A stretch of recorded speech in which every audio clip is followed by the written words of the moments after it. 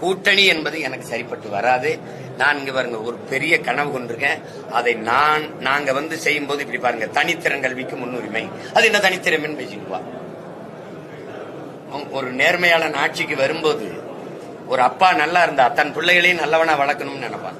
ஒரு அப்பன் கேடு கட்டவனா இருந்தா அதை பத்தி கவலைப்பட மாட்டான். ஒரு நேர்மையான தலைவன் ஆட்சி ஆளும் போது தன் மக்கள் சரியா இருக்கணும்னு நினைப்பான். ஒரு நேர்மையற்றன் வரும்போது தன் மக்களையும் நேர்மையற்றவர்களை ஆக்க வேண்டிய தேவை இந்த தலைவர்களுக்கு இருக்கிறதுனால நீங்க என்னை கேள்வி கேட்கிற எந்த தகுதியும் இல்லாம உங்களை ஆக்க வேண்டியது இருக்கு. அதனால நான் அடிக்கிற கொள்ளையில, நான் வாங்குற லஞ்சத்துல உங்களுக்கு பங்கு தரேன். அதுதான் ஓட்டுக்கு நோட்டு. விளங்குதுன்னு நினைக்கிறேன். அப்ப ஒரு நேர்மையற்றவன் என்ன பண்றான்? நாட்டு மக்களையே நேர்மையற்றவன் ஆகிறான். இதான் இங்க இருக்கிற பேராபத்து. ஒரு தலைவன் என்பவன் தான் தான் இந்த விடுதலையை பெறுவேன்னு இருக்கக்கூடாது, நான் தான் இதை செய்வேன் இருக்கக்கூடாது. எனக்கு பின்னாடி வர்ற தலைமுறை இதை செய்யுங்கிற நம்பிக்கை கொண்டவனா இருக்கணும். அப்படிதான் எங்க முன்னவர்கள் இருந்தாங்க.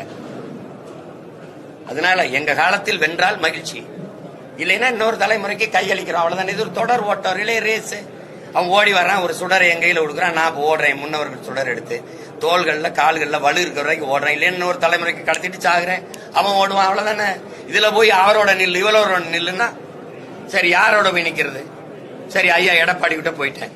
போய் எடப்பாடி ஐயா ரொம்ப நல்லவர், ஊழலற்ற ஆட்சி தந்தார், இவரோட நின்று இவருக்கு வாக்கு செலுத்துங்கன்னு ஓட்டு கேட்டு திருப்பி அவர் சரியில்லைன்னு நம்பி சொல்லுவேன். நான் என் மக்களுக்கு முன்னாடி இல்ல பிஜேபியோட போயிட்டோம் என்ன சொல்லுவோம், இல்ல காங்கிரஸோட போயிட்டோம். எந்த கட்சியோட போகலாம்?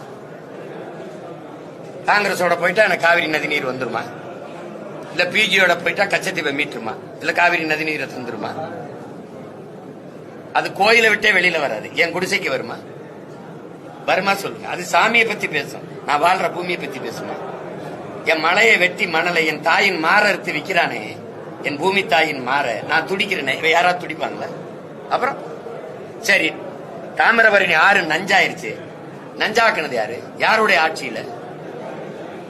இயற்கையின் அரும்பெரும் கொடையை, பூமி தாயின் ரத்த நாளங்களை நீங்க நஞ்சாக்கிட்டீங்களே. 81 விழுக்காடு விஷமாயிருச்சு. இப்ப என்ன இருக்கு எங்களுக்கு? இப்படியே என் பிள்ளைகளை விட்டு போட்டுமா? இப்படியே விட்டு போட்டுமா? அந்த நஞ்சு உலகத்துல கந்தக துகளை சுவாசிக்கிறோம்.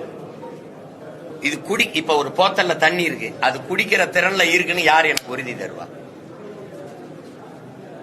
யாரு தருவா? மருத்துவ சான்று இருக்கா? இல்ல ஐஎஸ்ஐ முத்திரை இருக்கா? அதுல இருக்குதா? ஐஎஸ்ஐ முத்திரை இருக்குதா? அரசு கையெழுத்து இருக்குதா? யார் அந்த முதலாளி? தண்ணீரில் மனித ஆற்றலுக்கு, மனித உடலுக்கு ஒரு ஆற்றல் தேவைப்படுது. அதுதான் மினரல்னு ஆங்கிலத்துல பேரு. அதுல கண்ணுக்கு தெரியாத பல கோடி நுண்ணுயிர்கள் இருக்கு, பாக்டீரியாக்கள், பூஞ்சைகள், காளான்கள். அதுதான் மனித உடலுக்கு ஆற்றலை தருது. நல்ல கவனிங்கய்யா. அதை இவன் சுத்திகரிக்கிற பேர்ல கொல்றான். எந்த மினரலை கொன்றானோ கொன்னுட்டதுக்கு பேர் வைக்கிறான் மினரல் வாட்டர். இப்ப அது தாக நிக்கும், ஆனால் தண்ணீரால் என் உடலுக்கு வரக்கூடிய திறன் கிடைக்குமானா இல்ல.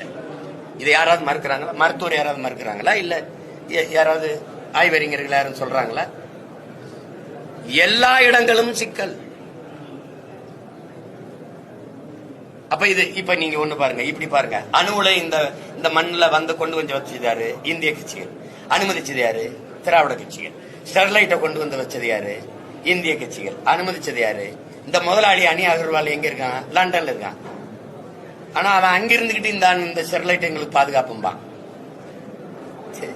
உங்களுக்கு வித்த நாடு ரஷ்யா, அதனுடைய செர்னோபில்ல இந்த அணுவுல வெடிச்சது. அதுக்கு எவன்டையும் பதில் இல்ல. 1,00,000 ஆண்டுகளுக்கு பக்கத்தில் வராதிங்கன்னு பெரிய இரும்பு வேலியை போட்டு மூடிட்டான்.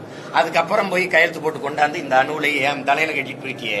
மின்சாரம் உங்க எல்லாருக்கும், அழிவும் சாவும் எனக்கா? அப்ப எல்லாம் தெரிஞ்சுக்கிட்டு என்ன போய் கூட்டணி வைனா, நான் ஒருத்தர் இருக்கிறதா உங்களுக்கு உறுத்துதுன்னா நான் போறேன்.